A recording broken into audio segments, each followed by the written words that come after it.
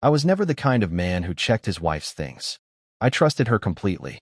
7 years of marriage. 2 kids. A house we built together from nothing. And I threw all of it away the night I found that letter. Except, I wasn't the one who ruined us. She was. And the worst part? She had been planning it for months. My name is Marcus. I married Maya when I was 26. Everyone said we were the perfect couple. And for a long time, I believed them. Maya was warm. Funny. She had this quiet way of making everyone around her feel seen. She noticed when something was wrong with you, even before you did. I loved her in a way I couldn't explain. Like she was the only person in the room. Always. We had 2 kids, a son, Eli, and a daughter, Kara. Life was busy, loud, imperfect, but it was ours. I worked long hours at an architecture firm. Maya stayed home with the kids for the first few years. Then she started a small catering business from our kitchen. I supported her completely, invested our savings into it, helped her build her client list on weekends. I believed in her more than she believed in herself. Or so I thought. By year 5, her business was doing well. Really well. She had a business partner named Rowan. He handled the finances and marketing while she handled the food. I met him a few times at events. Seemed professional, polite. I had no reason to think anything of it. That was my first mistake. Around year 6, things started shifting. Maya became distant. Not dramatically, just quieter. She stopped asking about my day. Started working later. Her phone was always face down. I told myself it was the business. Stress. Growth pains. I gave her space because I thought that's what she needed. I cooked dinner more. Handled school pickups. Tried to make her life easier. But the distance only grew. One night, I woke up at 2 a.m. and she wasn't in bed. I found her downstairs sitting in the dark, staring at her phone. She saw me and immediately locked the screen. I asked if she was okay. She said yes. Just a work issue. I went back to bed. I didn't push. I should have pushed. A few weeks later, I was looking for our insurance documents in her home office. I wasn't snooping. I genuinely just needed the file. And that's when I saw it. A white envelope tucked underneath a stack of catering invoices. It had my name on it, written in her handwriting, but it was sealed, like she had written it, and then decided not to give it to me. Something in my stomach dropped.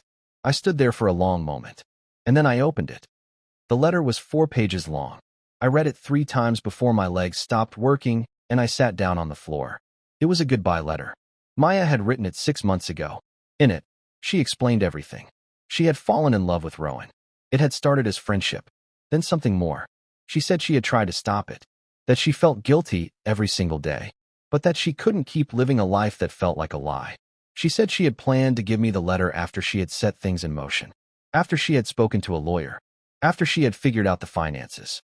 She was going to leave me, cleanly, quietly, with everything already arranged, and I was supposed to find out last. I sat on that office floor for 2 hours. I didn't cry. I didn't rage. I just went completely numb. When Maya came home that evening, I was sitting at the kitchen table. The letter was in front of me. She walked in, saw it, and went completely still. For a long moment, neither of us said anything. Then she sat down across from me, and she didn't deny a single word. She told me she was sorry, that she never wanted to hurt me, that she loved me, just not the way a wife should love a husband anymore. I asked her one question, just one. I asked her, when were you going to tell me?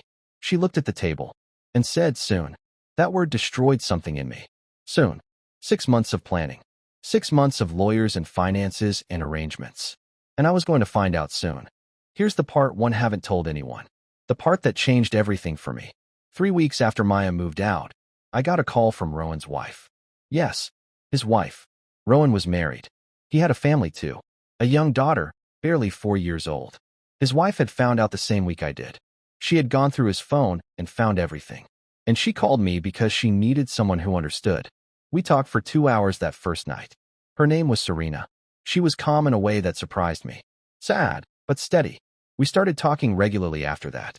Just 2 people trying to make sense of the same betrayal. 6 months later, I won't pretend I have it all figured out. The divorce is almost final. The kids are adjusting slowly. Some days are very hard. But here's what I know. Maya made her choice. Rowan made his. And somewhere in the wreckage of what they broke, Serena and I found something neither of us expected. Not a romance. Not yet. Maybe not ever. But an understanding. A friendship built on honesty. And after everything, Honesty feels like the most precious thing in the world. If you're going through something similar, just know that the ending of one chapter doesn't mean the story is over. Sometimes the twist you never saw coming is the one that saves you.